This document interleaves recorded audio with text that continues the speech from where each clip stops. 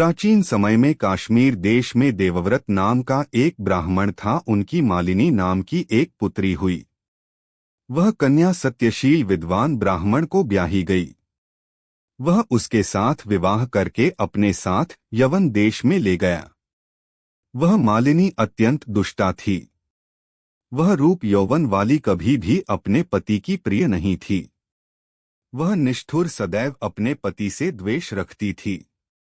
अपने पति को वश में रखने के लिए उसने दूसरी स्त्रियों से वशीकरण मंत्र पूछा जिनके पतियों ने उनको त्याग दिया था। उन्होंने कहा, हमने तो अपने पति को वशीकरण औषधि से वश में कर लिया है, तू भी योगिनी के पास जा, वह तुमको दिव्य वशीकरण औषधि देगी जिससे हमको विश्वास है तेरा पति अवश्य तेरे वश में हो जाएगा।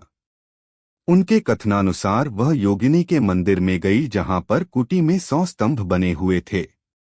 इस प्रकार उस मालिनी ने वहां पहुंच मन को शोभ कराने वाले मंत्रों के लिए प्रार्थना की।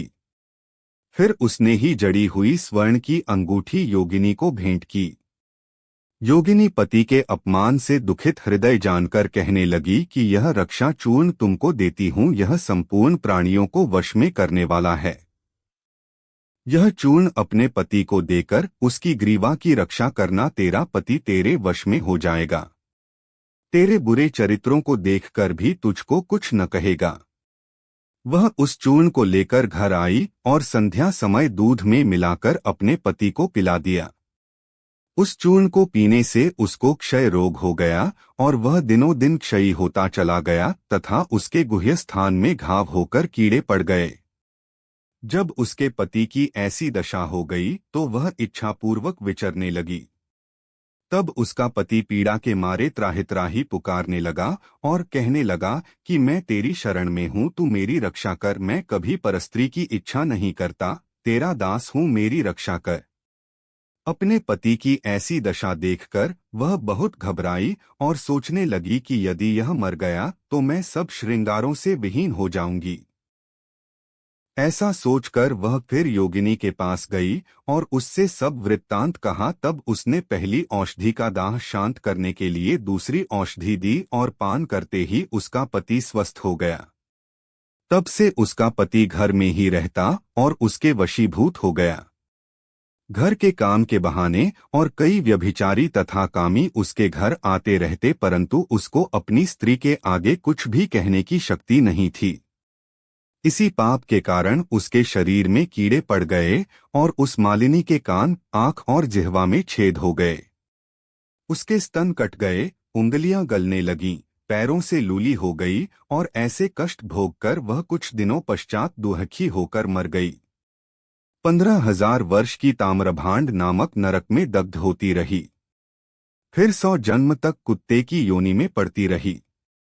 दैवयोग से जब कर्म फल पूरा हो गया तो बैशाख मास में संक्रांति में शुक्ल पक्ष की द्वादशी के दिन पदमबंधु का पुत्र नदी में स्नान कर पवित्र हो गीले वस्त्रों से ही घर आया। वहां पर तुलसी वृक्ष के पास उसने पैर धोए। उसी स्तंभ के नीचे वह कुतिया सो रही थी।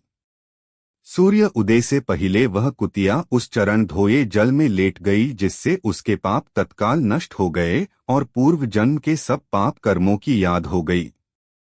अपने पिछले जन्मों के पाप कर्मों को याद कर व्याकुल होकर त्राहि पुकारने लगी और भय से व्याकुल हो अपने पूर्व कर्मों का वर्णन कर उस मुनि से कहने लगी कि मुने, बैशाख शुक्ल पक्ष में पुण्यों के बढ़ाने वाली द्वादशी के दिन स्नान दानादि का जो सुकृत आपने किया है वह मुझे दे दो। इस सुकृत से मेरी मुक्ति हो जाएगी।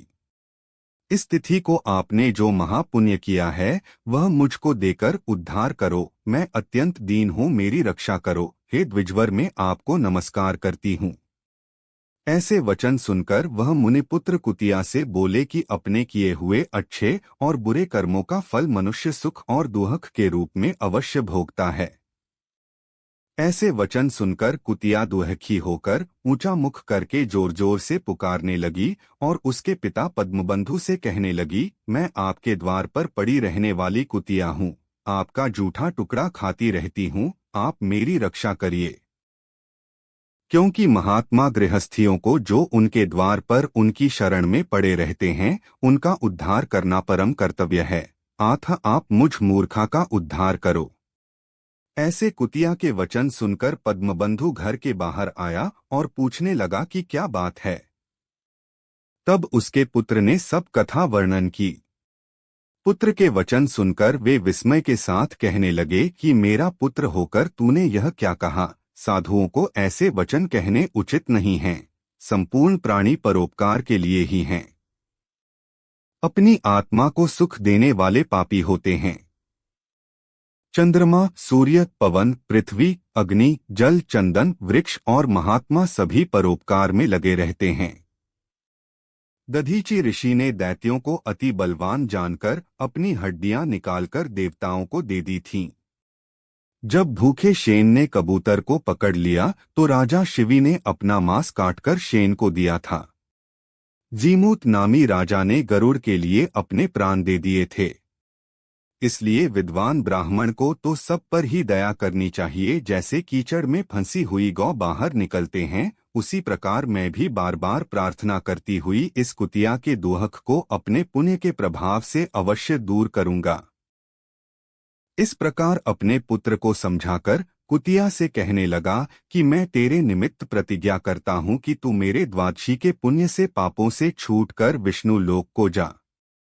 श्रुतिदेव जी कहते हैं कि राजन, वह कुतिया अपने शरीर को त्याग कर दिव्य वस्त्र आभूषण पहन सूर्य के समान तेज वाली तथा सावित्री के समान हो ब्राह्मण से आज्ञा मांग चारों दिशाओं को प्रकाशित करती हुई स्वर्ग में जाकर भोगों को भोगती हुई वैशाख शुक्ल द्वादशी के प्रभाव से उर्वशी नाम की अप्सरा श्रेष्ठ अंगों वाली तथा देवताओं की प्रिय हुई।